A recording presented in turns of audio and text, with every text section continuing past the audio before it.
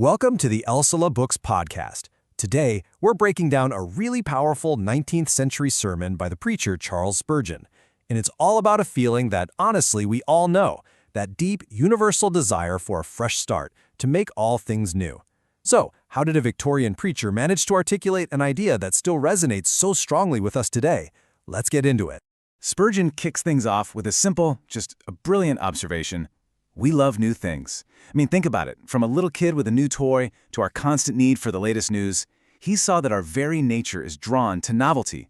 But this isn't just some clever hook. Spurgeon uses this shared human experience to introduce a much deeper, much more profound kind of newness. Now, you gotta picture the scene. It's New Year's Day, 1885, in London. Spurgeon is speaking to an audience that has just been through a really tough year. One he describes as full of depression of trade and hard times. They were weary of the old and absolutely desperate for the promise of the new. So it's the perfect backdrop for a sermon about radical transformation. Because, before you can truly appreciate the new, you have to understand exactly what's wrong with the old. And that's precisely where Spurgeon goes next. He lays out his diagnosis of the human condition, a state defined by a system that he argues is just fundamentally, irreparably broken. He calls this broken system the Old Covenant. And the deal was pretty simple. If you perfectly keep all the commands, you shall live. It's a spiritual agreement based entirely on your performance, on your works. As you can probably guess, this sets an impossibly high bar. So, what's the result of living under this kind of system? Well, according to Spurgeon, it's total failure. He argues that humanity inevitably broke this covenant, and that led to a state he describes as spiritual death.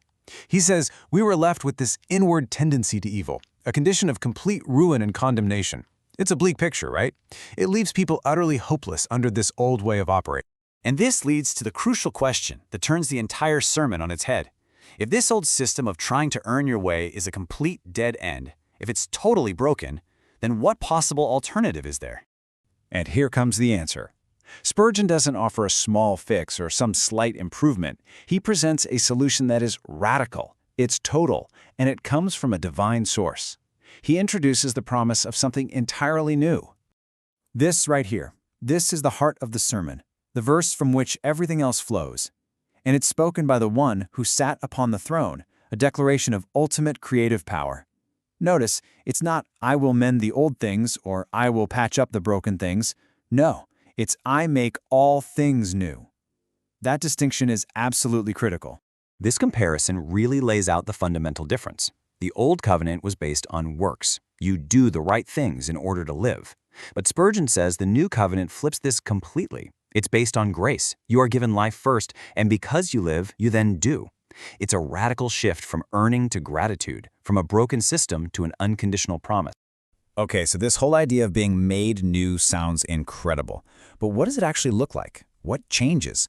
Spurgeon moves from the big, abstract idea to the specific, tangible results of this divine transformation in a person's life. He breaks it down into this threefold renewal. First, your very relationship with God changes. You're no longer a servant working for wages. You're a son, an heir.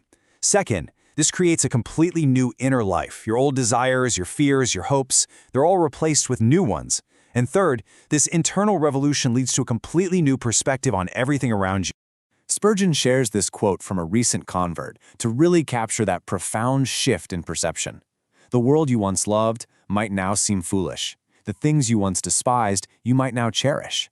It's such a fundamental internal change that you're left wondering if the entire world changed or if you did. Now, Spurgeon doesn't just present this as some abstract theological concept. He ends his sermon with a direct challenge, an invitation. You see, the key verse begins with the word behold, which is a command. It's a call to stop, to look, to pay attention, and to truly consider what is being offered. So here's the crucial point. He makes it personal. This promise of being made new is for anyone in the audience, and by extension for us, who feel stuck in the old. For anyone who feels their spiritual life has gone stale, or who feels utterly hopeless about their ability to change. And Spurgeon uses this fantastic analogy to drive the point home. He says trying to mend yourself is like taking a broken gun to a gunsmith who says it needs a new stock, a new lock, and a new barrel. At that point, you're not mending it. You need a whole new gun. For Spurgeon, mending is about broken resolutions, while being made new is a radical change that starts at the very core of who you are. And that leaves us with a pretty provocative question. In our world, which is just full of self-help guides and quick fixes, Spurgeon's 140-year-old message challenges us to consider something much, much deeper. What does it really mean to be made fundamentally new and not just superficially mended? Thank you for listening, and do subscribe to our channel for more.